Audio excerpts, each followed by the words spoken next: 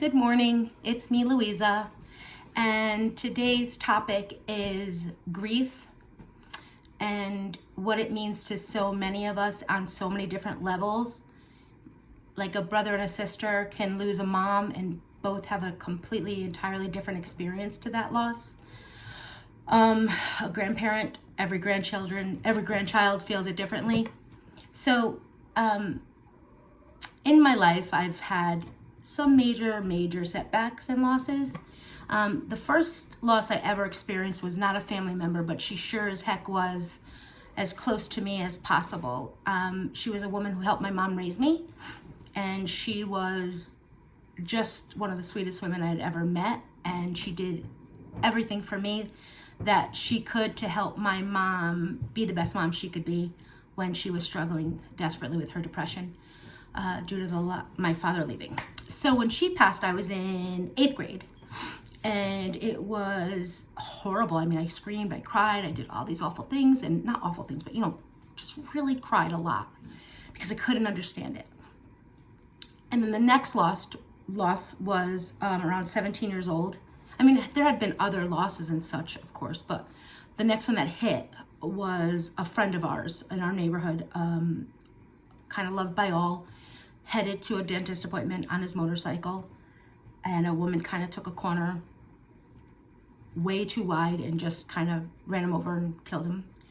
And at 17, that was when all of a sudden our mortality became completely to our face. Like, oh my God, like, we're gonna die. We can die. Us children, us kids, teenage, we can die.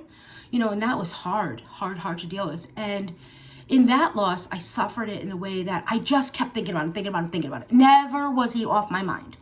And finally, one night, I kind of went to bed and I was just like, God, I need to just get past this. I need to heal. I need to grow. I can't stay stuck in here. He's never coming home, And so I went to sleep, and I remember being in my bed, and I was a teenager, so I had no box spring or whatever, or the box spring and the mattress were on the floor because that was the super cool thing to do in 1987.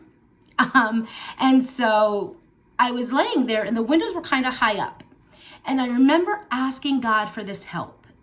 And with that, I saw this flash of light kind of hit my chest, and I fell sound asleep. And in my dream, he came to me on his motorcycle, and I went rushing up to him. I was like, "You have to get off this thing. It's not going to be good. You're going to die, please." And he held my hands, and he looked me dead in my eyes, and he said, "No, it's okay. I'm in heaven now, and I'm happy. And it's already happened. You can't stop what's happened. I'm there." And I was like, "What?" And it was so vivid. It was so incredibly vivid that I will, to this day, 52 almost years old, and I remember it like it was yesterday. And I took a deep breath, and we hugged, and I cried on his shoulder, and then I woke up. And that experience in that moment, learning about prayer, asking God, asking the person that passed to come and bring you calm, bring you peace, I realized, wow, it worked. It really worked. He came directly to me as I needed. And he gave me peace of mind and gave me comfort to know he wasn't suffering and he was in a place that was magnificent. So that was something that I held on to for years. And I told that story a million times because I asked, that light appeared. I don't know where the light came from. I know it was there, and boom, I woke up healed and never questioned ever again. Like, just was very thankful. Then, tons of losses here, there, everywhere. In the last 3 years, I lost my grandmother at 30.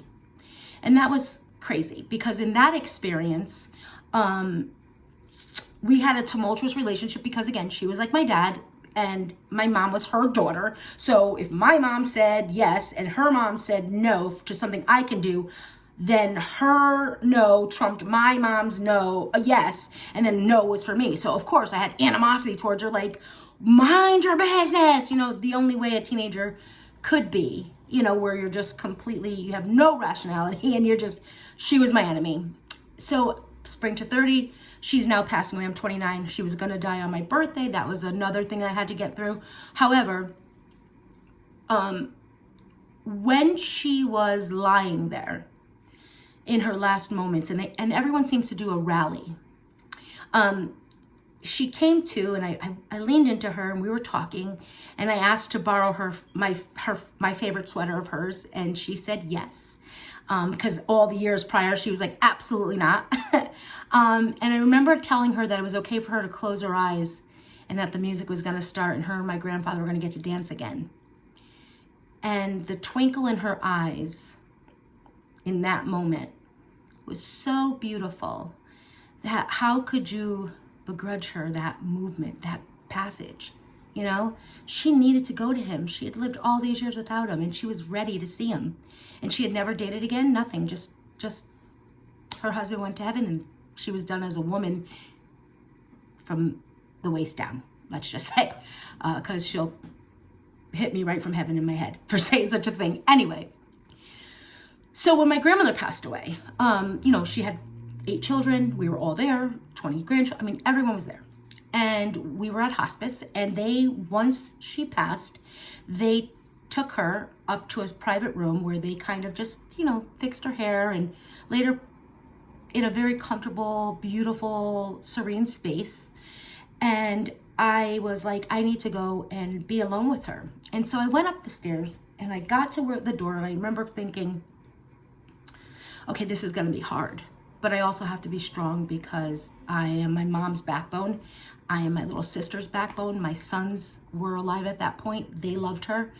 And so I knew I had to play that role. And no one gives me that role. Like, let me just express that. It's my own desires to make sure everyone's good. And that's my own life quest. So she passes, she's up in the room, I go up, and I have the most incredible conversation with this woman that has changed my life forever. I said to her, I don't have to share you anymore. You and I are going to have this private relationship based on me needing you, calling out to you, and you showing up, whether it's a feather, a dime, coming to me in my dreams, just talking to me in my head when I need to hear you. It was great. And I cried, and then I had a moment of clarity that I was about to embark on the greatest relationship my grandmother and I had ever had, because I was a woman at this point. I could understand and appreciate everything she had done. So, with that being said, her wake comes, her funeral comes, all the things come, big Italian family, all the people, a lot of people, because everyone's there for my family members, my friends, everybody's friends, everyone's there. And I didn't cry. And my younger cousin said to me, how are you not crying? And I remember saying to her, because I had my moment. I took my moment. And that's one advice I want to give to everybody. Take your moment. If your loved one, grandmother, grandfather, brother, sister, whomever, anybody, someone that you have the privilege of standing beside as they take their final journey, if you have the opportunity to go spend alone time with them, no longer suffering, and their soul's still kind of lingering here, go have a conversation. Tell them every secret. Tell them everything you want them to know. Ask them to be there for you. And you know what? They will. Because a lot of people poo-poo that. Like, oh, you're ridiculous, Louisa. You're okay. You know what? I could be ridiculous to everyone. But if it brings me comfort, if it brings you comfort, I don't care what someone's squawking at or laughing at. So since then, so my grandmother's been gone, 30, 40, 50, 22 years, right? So almost 22 years. Yeah, my July 19th, she passed. We've had the most beautiful relationship. I mean, beautiful. Then from that, my stepfather passed away completely unexpectedly. Like, went to dinner with my mom, came home, took a shower, sat on his bed. My mom yelled up, I have to run to Rite Aid. I'll be right back. She came home. She came upstairs to go put like her change in her pot, whatever she was doing. She passed him because they were so loving that every time they passed each other, they kissed each other, kissed their head, touched each other's hand, whatever. And she touched his hand and he was cold. And in the time she went from her house to Rite Aid and back, which was a probably 15-minute ride, he passed. And that was, I remember getting that phone call and thinking, well, I'm losing my mom. She will be gone any moment because he was her life. And so we went on with that. And we held her up and we did all the things. And he was, my sister, that's my sister's dad's, and they suffered the loss of their father. My niece suffered the loss of her grandfather. My daughter and my sons lost their grandfather. And it all went so quickly that you kind of just, where'd they go? What just happened? My good friend, beautiful, great friend of mine who I was at her house, let's say Saturday night. I don't remember I believe it was Saturday night. I left her house at 7 p.m. The last thing she said to me was, I want chicken cutlets and I want mashed potatoes. And I said, girl, it's summer. It's beach season. You tell me if it's raining, I'll be here. Ha, ha, ha. We laugh, laugh, laugh. I love you, which is another gift. Always tell people you love them. Even if it's a man, and tell him, calm down. I'm not professing my love for you. I'm just telling you I love you. Because you don't know when the last second is. You don't know. You just don't know. You want to believe you know, but you don't know. And so I go home, and at 5 o'clock in the morning, my phone rings. And I grab it, and I'm, groggy, and I'm like, hello. And her daughter is on the other line, and she says to me, Mommy didn't make it. Now, it's 5 o'clock in the morning. In my mind, her car broke down. I mean, what else? We were just sitting in her living room. We were just saying I love you at her door. She was just asking for chicken cutlets. So I jumped up and I grabbed my jeans and I started to put them on, and I said to my husband, I have to go, Annie, she didn't make it. I have to go somewhere. And as I'm trying to put my pants on, hold the phone and say, well, where is she? Well, where is she? She stops talking. She no longer can speak. And I'm like, what is going on? Now my faculties are coming in, and her older sister gets on the phone, who's a bit stronger, and she says, Mommy passed away. And I'm like, what are you talking about? What are you talking about? She passed away. She was perfect at 7 p.m. 8, 9, 10, 11, 12. Well, 7 to 7 is 12 hours. Minus 3 is 9 hours ago. We were sitting in the living room. And here you are. That was the hardest thing for me to get through, because I didn't believe it. I just didn't. And I still wrestle with it today. Like, what happened? And of course, the body just has its own time, and destiny is written, and no one can change it. And so she went to heaven, and I know she's there because she was an angel on earth as well. And at her ceremony at the cemetery, the most beautiful things occur in death. And it's sad, because if we could just do these things collectively while everyone's alive, our memories would be amazing.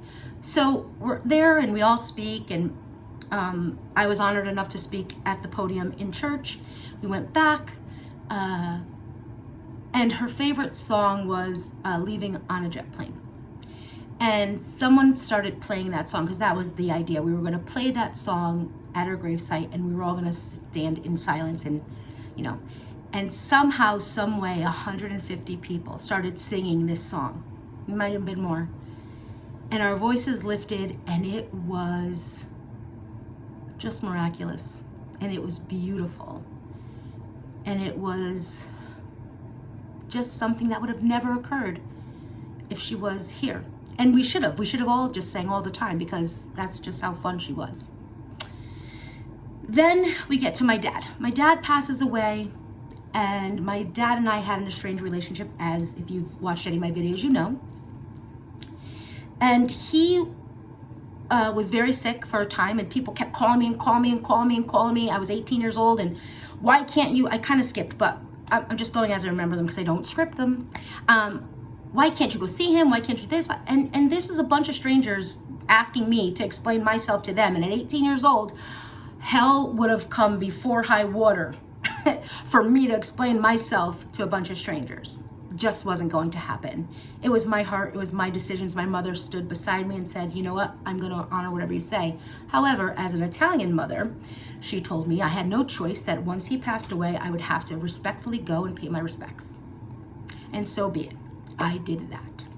And I cried one tear. I literally remember walking up to that casket and one tear just streaming down my face, kind of like that Indian with the mess outside, the litter Indian. And I remember saying in a quiet voice, almost a whisper, you missed the best thing you've ever made. Because even then, at 18 years old, when my life was, you know, at 18, what are you? Where are you going? What are you doing? You're just a ball of every emotion, but you're certain you know what you're doing because you're an adult, because the law says you're 18, so you know everything. And I just walked away from there, just like his loss. You know, I believed that I was that important. I believed at 18 years old that I mattered that much, which I guess is an atonement to who I am today and how come I live this positive lifestyle. Because I didn't lose anything. I had a beautiful mom. I had a grandmother. I had a village that raised me. That woman's love, my mother's love, was all I needed to fulfill everything I needed to fulfill on this earth in terms of loving unconditionally, being compassionate, being caring, being kind, and also being able to have a view into the abandonment world of so many children and getting that from my core. So that was that. And that loss, it never even passed. I left, and it was gone. He was gone. I never saw him, so he was gone. Then my boyfriend of all my life passed away, and that hit me hard. I cried for weeks. I cried for years. I still cry. He was the love of my life. He chose a different path than me, and I stood by him every opportunity I could. And his demon took control over him, and he was gone. And that was hard. That was a hard one because I know he suffered, but I wanted him here. I just always thought he would be here to help me and protect me and whatever. And that was impossible. And then so many others. And then of course I found my significant other gone. And that is still, you know, that's only gonna be 2 years, and it's a nightmare. Every time I blink my eyes, I see it. And I know that the conversation we had the day before, it wasn't his intentions. And to know that someone had full intentions on living and then they weren't here, it just hurts because you know it was accidental and not planned. So when my mother passed away, she had been sick for a year, and it was coming to her end. And we all were there, her best friend, myself, my sisters, their best friends, my sister's husband. And my mom's favorite song was Unchained Melody. And so right when we decided to pull the plugs, and they said it would be about 20 minutes from the time that they took her off of her breathing help, that she would just slowly just go into her sleep. And so I was listening to the sounds, and you learn all that stuff. And I played it on my radio, on my phone, and I swear, I saw her lips moving, and she was singing along with us because we all sang in a whispered voice because it was very, very, very late. And we sang her to her peace. And that, again, one of the most beautiful moments I've ever experienced in the most difficult time of my life. But you have to count your gifts. You have to know that every moment on this earth has been accounted for. And there's nothing we can do to save somebody if this is written, you know? So here's what I wanted to get to in terms of what I feel about grief. When someone is sick, although they suffer, and it's horrible, you don't want to see it, you don't want to watch it, you don't want to witness it, you don't want them to do it. But in that sickness gives you, the person that loves them, all of the time in the world to kind of say everything you've ever had to say. Tell them how much you love them. Tell them how much you think they're funny. Tell them that you thought they were a jerk when you were 10. Tell them everything, you know. That is a gift. That illness, although it is torturous to them, is a gift to the person who loves them. Because when they pass, when they finally pass, you have had a moment where you can just, you've had every moment to say, I love you. I love you. Every time you left, I love you. You meant the world to me. You mean the world to me. Excuse me. And it's a gift, so that if you literally leave a room every single time, you know, you're gotta go home, it's time for, you know, and you say, bye mommy, I love you, bye grandma, I love you, thank you for the life you've given me, any of those things, you know, anything you want to say, you get to say it, you know. And then comes the instant death, like my stepdad, or the boy when we were kids, or Annie. And you realize that that's a gift to them. They didn't have to suffer. They just went from this world to paradise. But boy, does that leave a lot of healing for us. And of course, in our unselfish heart, the only thing we want is for them not to suffer, because that's who we are. We love them, you know. This is our vessel. We fell in love with a vessel, but their soul stays, it remains. It'll be wherever you need it to be when you call on it, or when you don't. It's just there. So no kinky sex, because your grandma might be watching. Sorry. I can't always just be serious. I just really can't. However, right now in this moment, if you are grieving, here is what you have to do. It's not my opinion, I'm telling you. Honor every single emotion as it comes. If you have to cry your eyes out, cry. If you have to scream in a car, scream. If you have to lay in your bed for a day, do it. Whatever your body is telling you to do to keep you healthy and sane, do it. It will not pass any quicker. It will not pass any slower.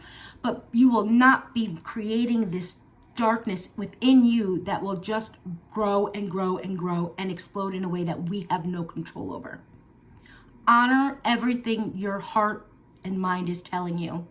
You know, the shower is the greatest place to scream because no one could hear you. For some reason, the car, I don't know what it is about the car. I could be perfectly happy, going out, gonna shop, favorite thing to do, shopping, and then all of a sudden my mom is in my head and I'm bawling hysterical. Now I look like Alice Cooper because my makeup is from here to here, and it's horrible. And then you're like, what, lady, like I was having a good day. But then you realize, you know what? I was crying because I miss her. I'm not crying because she's in heaven. I'm crying because I miss her. But I have all these amazing, funny messages and memories of this out of control lady who was one of the funniest people in the world. However, caring, kind, compassionate, no judgment based on her ever. And, you know, it is what it is. So how do you get through death? You cry, you laugh, you remember, you live in your memories, you cherish the fact that you have memories to live in, because they live forever in our hearts and they live forever in our souls. And I learned this a long time ago, and some people might debate it, but it brings me comfort. And when something brings me comfort, I carry it with me and I keep it with me as a part of the way I live, because it brings me comfort. I was told by a medium psychic about 10 years ago that heaven is about 6 inches off earth. So anybody you miss and love are right here with us. Now, again, some may say that's bull. I don't mind that. That's your opinion. This is mine. It brings me happiness. But guess what? If I just told this whole group this little bit of information and you are like, wow, I didn't know that, and it gives you peace, job done. My job is done. I've shared something with you to change the way you view this. You know, death is horrible, horrible, horrible. It's the worst. Grieving is the most unpredictable son of a bitch there is. You don't know when it's hitting. You don't know when it's going. You don't know. You just don't know. You know, I tell everybody, and I say it all the time, for the first 1.5 to 2 years, I fake smiled every day, cried every single night. And then finally I just was like, Mom, please help me, you know? And she came to me and she was like, I am so happy. I'm with my mom, I'm with my dad, I'm with my husband, I'm with my twin brother, I'm with my other family member, and I am happy. And I was like, oh, how could I be sad? And that changed me. That night changed me. That message, whatever came in and changed me. So this is my opinion about death and my stories, all of my stories on how each thing affected me differently and brought me to today. Because every single death you go through that carries you through life gets you to a place where there's an acceptance that you never thought you'd have, a belief you never thought you'd have. I read something the other day. I have a friend who just lost a grandmother, a Nana, and she said, you taught me everything except how to live without you. But if you really, really think about it, she has taught you everything, including that. So on that note, I want to say that I bid everyone peace, love, kindness, and most importantly, inner peace. Like, get to your inner peace. Heaven is a beautiful place. Our family members are there waiting, setting the tables, dancing, whispering to us anytime they can. Take your gifts, take them on your way, and enjoy your day and your life with them watching from afar. All right, this is Louisa. I'm ending this here. And I just want to side note, every single one of my thumbnails is me with my mouth wide open because I don't know when they do the thumbnail. So forgive that. I just don't know when they're done. So good night, good day. If you need anything, please, my email is down there. Comment if I've helped. If you have any more questions, if you need someone to talk to, someone to cry with, I would love to help. It's my pleasure. Have a great day.